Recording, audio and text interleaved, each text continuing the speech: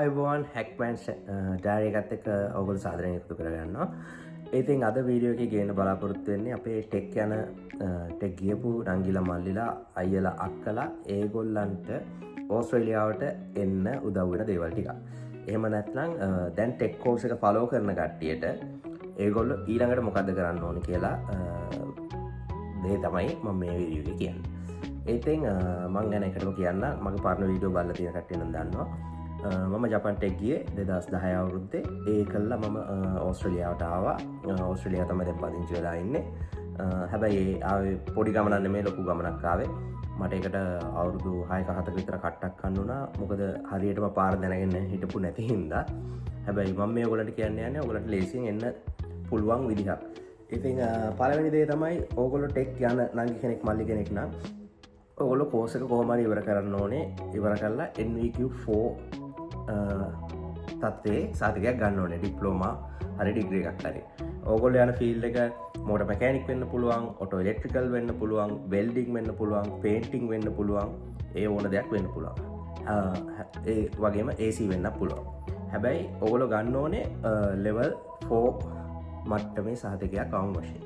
ඉතින් තව දෙයක් තමයි, තව ට්‍රික් එකක් තමයි අපේ ගොඩාක් යන්න නංගිලා මල්ලිලා ඒ කියන්නේ අපි සර්ලා කියලා හරි එහෙම නැත්නම් ඒගොල්ලෝ හොයාගෙන හරි ටෙක් යන කාලේ අතරමැද ටයිම් එකේ කරන්නේ සිටි ඇන්ඩ් ගිල්ස් ඒ වගේ තව කෝස් කරනවා.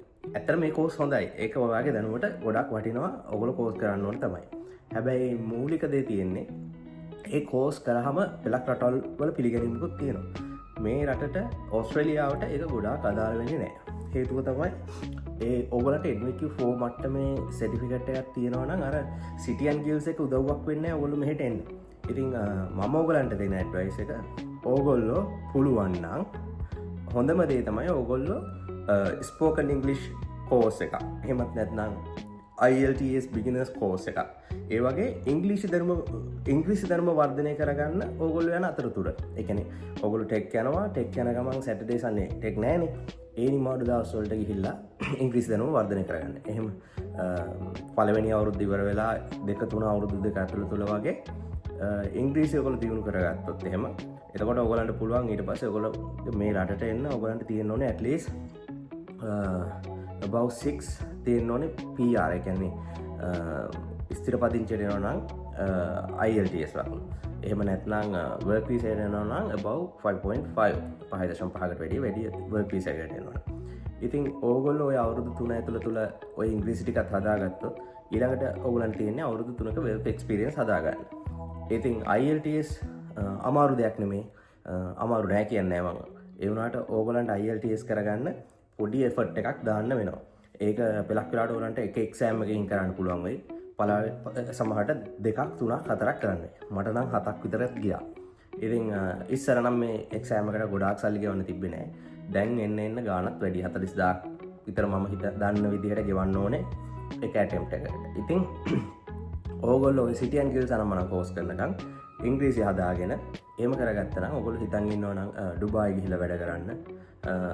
ගොඩක් අපේ කට්ටිය මිඩල් ඊස්ට් තමයි යන්න බලන් ඉන්නේ මේ කෝස් එක කරලා ඔටෝමොබයිල් සයිට් එක කරලා. ඕගොල්ලන්ට ඩුබායි යන්න තු ඕස්ට්‍රේලියාව ගේන්න පුළුවන්.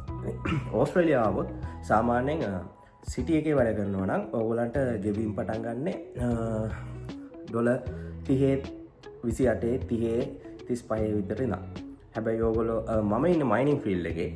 ඒ කියන්නේ පතල් කියන්නේ ලංකාවේ වගේ ඉමේජ් කරන්න එපා. දැන් ඉතින් ගුහාවක් වගේ හරගෙන ඇතුළට යනවා කියලා එහෙම නෑ. ලොකු මැෂිනරි වල තමයි වැඩ කරන්න තියෙන්නේ. ඔටෝමොබයිල් කරන කට්ටියට ඒක ඕපන් කට්. ඉතින් පර්ත් ඒ පැත්තට බේස් වෙලා තමයි ගොඩක්ම මේ දේවල් තියෙන්නේ. ඉතින් මම මේ වීඩියෝ එකේ ක්ලිප්ස් මම මේ එඩිට් කරන විදිහත් එක කියන්න බෑ. මුලින් දාලා තියෙයිද අගින් දාලා තියෙයිද කියලා. මම ඒ මැෂින් වල වීඩියෝ ටික දාන්න මේක පොඩ්ඩක් බලන්න.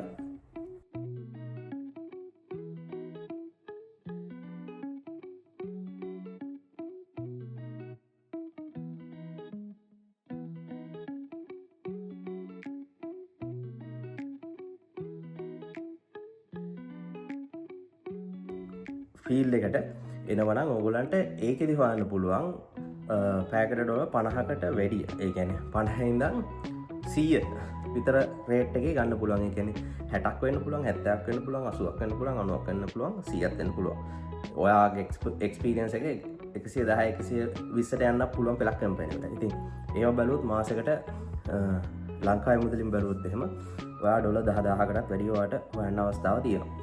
ඉතින් වීඩියෝ එක බලන්න එන විදිහවල් දාලා ඇති කමෙන්ට් සෙක්ෂන් එකක් තියෙනවා කමෙන්ට් කරන්න ප්‍රශ්න තියෙනවා නම් ඒක දාන්න අනිත් අයත් බලන්න ෂෙයා කරන්න channel එක subscribe කරන්න දාන්න දේවල් මම කියලා දෙන්නම්.